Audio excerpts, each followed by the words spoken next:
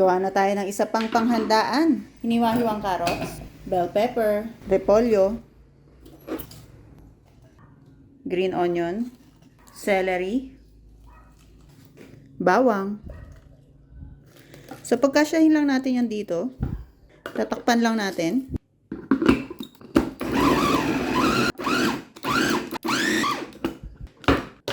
So okay na tong ganito pagkapino. Next, yung ating meat, karne ng baboy. So, kalahating kilo lang to.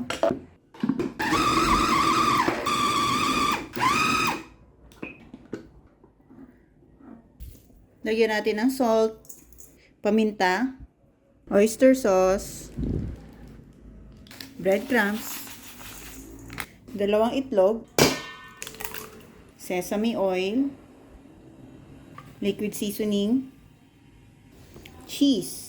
So, sa cheese, optional lang kayo nang bahala kung gusto nyo lagyan o hindi.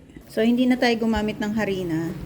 Pinaka-binder natin yung ating breadcrumbs, tsaka yung ating itlog. So, iba kasi ang lasa pagka may halong harina, hindi pure. Sabi gano'n. So, gusto natin ng pureness. So, pagka ganito na, nahalo na nating mabuti, pwede na tayo mag-try ng konti para iprito. Check natin kung maalat. Pwede rin tayong kumuha ng konting sample, tapos i-microwave lang natin para matikman lang natin, lalo na kung naubusan kayo ng gas. Tulad ko. Ayan. Pagka microwave ko, ito na itsura, around 2 minutes. So, kung medyo malakas yung kuryente nyo sa inyong lugar, pwedeng 1 minute to 30 seconds to 1.5 seconds. Man ko na. Lagyan ko na lang ng konting asukal para mag-balance lang yung alat. So, the rest, okay na yung lasa. Hindi ko nadadagdagan. Gusto ko lang na medyo may konting tamis-tamis. Pag hinalo nyo ganyan, wag yung pinipigaan kasi magtutubig at hindi natin gusto yun. So, okay na to.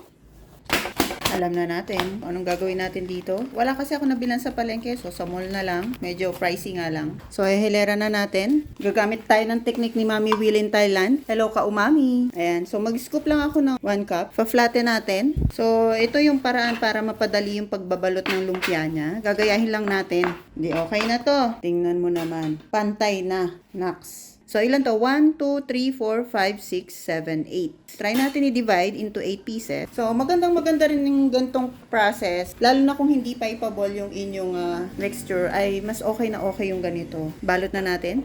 Yung dito lang, itutupi ko. Kung bago yung wrapper nyo, kahit tubig lang. Kung luma naman, kahit binating itlog. Ayan, maraming salamat sa kay Mami Will in Thailand. Ayan, sana makapunta ako ng Thailand at makakulab kita. Oh, nuts. Yan, shout out sa iyo. So, ilalagay natin dito sa ating lagayan. So, all in all, nakagawa pala ako ng 40 pieces. Ito na yung na-freezer natin. Importante talaga kasi na ma-freezer natin to kasi mas malutong talaga kapag pinrito natin. Or kung nagmamadali kayo, pwede nyo na i-freezer sa 30 minutes lang. Ayun, sunod-sunod yung pagpiprito.